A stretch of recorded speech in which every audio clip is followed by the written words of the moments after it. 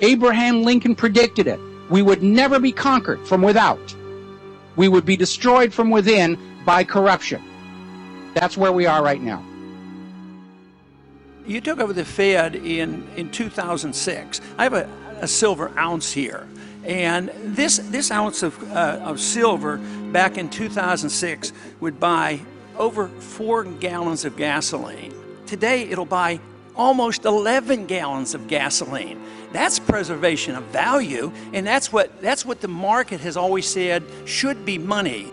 Thomas Jefferson said it, when people fear the government, you have dictatorship.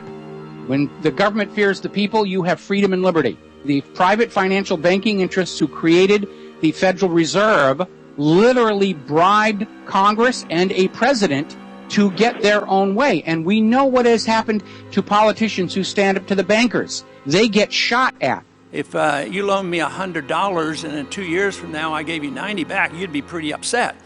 But we hand back money back that's worth 10 or 15 or 20% less, and nobody seems to be able to do anything about it. It's very upsetting. But it's theft. If I don't give you your full $100 back, if you loan me $100, I'm stealing $10 from you. So somebody's stealing wealth, and this is very upsetting. When Andrew Jackson shut down the second bank of the United States of America, there was almost immediately an assassination attempt on his life.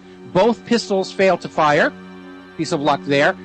Lincoln issued his greenbacks to fund the Civil War rather than plunge the North into 35% per annum interest to the bankers. And then as the war wound down, because the greenbacks were working so well, he said, I think we're going to keep these things.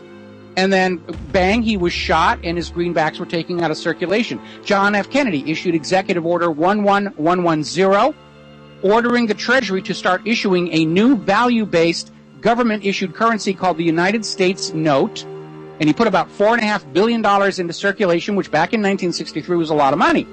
Why is it that we can't consider, the two of us, an option? You love paper money. I think money should be honest, constitutional, still on the books, gold and silver, legal tender.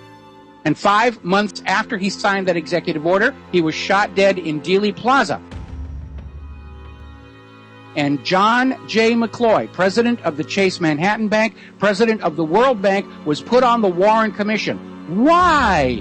The Warren Commission was supposed to be investigating the death of a president, and I don't care how good a banker John J. McCloy is, he is not qualified to investigate a homicide. So obviously he was there to make sure that the economic dimensions of the assassination of the President of the United States of America were never allowed to be made public.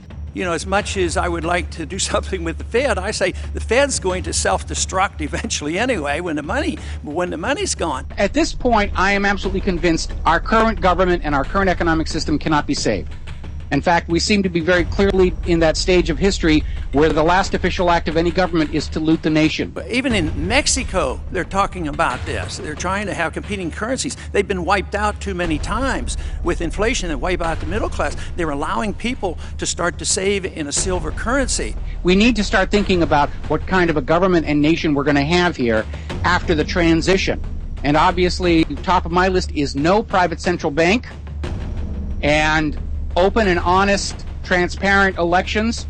Why couldn't people save, put this in a mattress and get 4 or 5 times much of the value in a few years? So the record of what you've done in the last 6 years is destroy the value of real money. So if we're going to build a new nation and it's going to be a nation responsive to the people, we're going to have to sit on top of them. And we're going to have to remind them, you work for us. You are not in authority.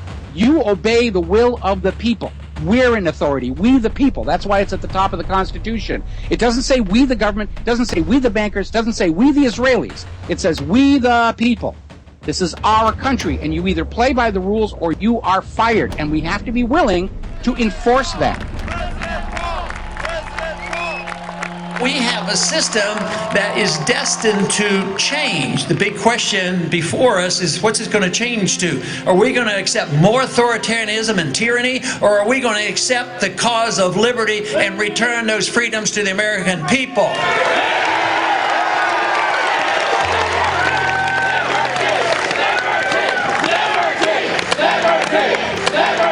The private financial banking interests who created the Federal Reserve literally bribed Congress and a president to get their own way. And we know what has happened to politicians who stand up to the bankers.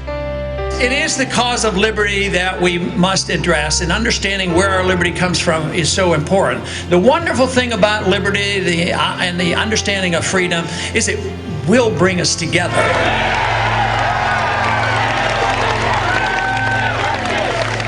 Dr. Congressman and Presidential Candidate Ron Paul.